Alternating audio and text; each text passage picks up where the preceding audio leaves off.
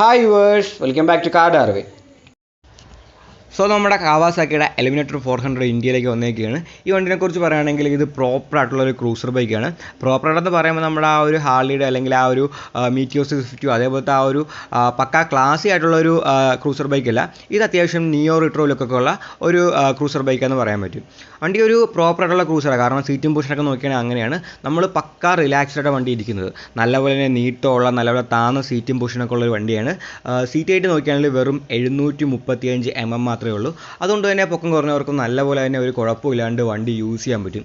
പിന്നെ നമ്മൾ ശരിക്കും റിലാക്സ്ഡ് ആയിട്ടാണ് വണ്ടി ഇരിക്കുന്നത്. അതായത് വണ്ടിയുടെ ഫ്രണ്ടിലെ ഫുഡ് റെസ്റ്റൊക്കെ നോക്കിയാണെങ്കിൽ ഫ്രണ്ടിലേക്ക് നല്ലപോലെ നീങ്ങിയിരിക്കും. നമുക്ക് കാലൊക്കെ നല്ലപോലെ റിലാക്സ്ഡ് ആക്കി വയ്ക്കാം.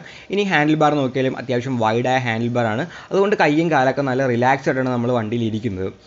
പിന്നെ വേറെ കാര്യം പറയുകയാണെങ്കിൽ ആ ഒരു റൈഡറിന് മാത്രമേ ശരിക്കും കംഫോർട്ട് കിട്ടത്തുള്ളൂ. ആ ഒരു പില്യൺ സീറ്റ് അത്രയും കംഫർട്ടബിൾ എന്ന് പറയാൻ പറ്റില്ല. ഇതൊരു നാരോ സീറ്റാണ്. പക്ഷേ റൈഡറിൻ്റെ സീറ്റ് നോക്കുകയാണെങ്കിൽ നമ്മൾ നല്ലൊരു പൊസിഷനിലായിരിക്കുന്നത്. അതേപോലെ തന്നെ അത്യാവശ്യം വൈഡായ നല്ല കംഫർട്ടബിളായ ഒരു സീറ്റാണ് റൈഡറിന് കൊടുത്തേക്കുന്നത്. ഇനി ഓവറോൾ ഡിസൈൻ നോക്കിയാണെങ്കിൽ അത്യാവശ്യം മോഡേൺ എന്ന് പറയാൻ പറ്റിയ ഡിസൈനാണ് വണ്ടിക്ക് കൊടുത്തേക്കുന്നത്. പിന്നെ അധികം പാർട്സ് ഒന്നും യൂസ് ചെയ്തിട്ടില്ല. ഇപ്പോൾ ഫ്രെയിമും എഞ്ചിനൊക്കെ നോക്കിയാണെങ്കിൽ ശരിക്കും എക്സ്പോസ്ഡൊക്കെ ഇരിക്കുന്നത്. പിന്നെ ആ ഒരു എക്സോസിൽ നിന്ന് 2 ഡ്യുവൽ പൈപ്പുകളൊക്കെ പോകുന്നുണ്ട്. അതൊക്കെ കാണാൻ നല്ല രസമുണ്ട്. അതങ്ങനെ മൊത്തത്തിൽ എക്സ്പോസ്ഡ് ആക്കി അധികം പാർട്സ് അല്ലെങ്കിൽ ഓവറാക്കി ഡിസൈൻ ഒന്നും ചെയ്തിട്ടില്ല. വളരെ മിനിമലായിട്ട് ഡിസൈൻ ചെയ്തേക്കുന്നത്. അത് വണ്ടിയുടെ ആ ഒരു വെയിറ്റിലും കാണാനുണ്ട്. വണ്ടിക്ക് വെറും 176 കിലോഗ്രാം മാത്രമേ വെയിറ്റ് വരുന്നുള്ളൂ. അല്ലാണ്ട് നമ്മുടെ ആ ഒരു റോയൽ എൻഫീൽഡ് വണ്ടിയൊന്നും പോലെ അത്യാവശ്യം ഹെവി ആയിട്ടുള്ള വണ്ടിയൊന്നുമില്ല. വളരെ ലൈറ്റ് വെയിറ്റ് ആയ ഒരു വണ്ടിയാണിത്.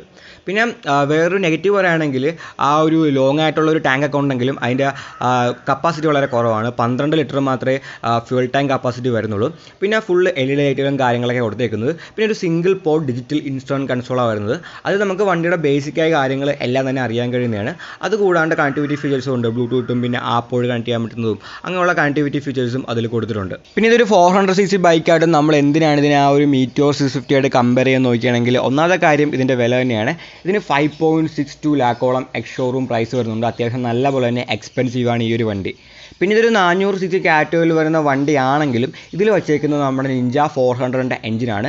അതുകൊണ്ട് തന്നെ ഇതൊരു 399cc പാലറ്റും ലിക്വിഡ് കൂൾ എഞ്ചിനാണ്. മാക്സിമം പവർ എന്ന് പറയുന്നത് 48 HP ആണ്.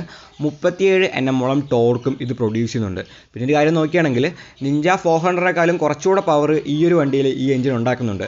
പിന്നെ ഇത് വളരെ ലൈറ്റ് വെയ്റ്റുമാണ്. അതുകൊണ്ട് ആ ഒരു ഓടിക്കാനൊക്കെ നല്ല ത്രില്ലായിരിക്കും. കാരണം നല്ലപോലെ തന്നെ ആക്സലറേഷനും അത്യാവശ്യം ടോപ്പ് സ്പീഡൊക്കെ ഇന്ന് തരാൻ കഴിയും ഒരു ക്രൂസർ ബൈക്ക് ആണെങ്കിലും.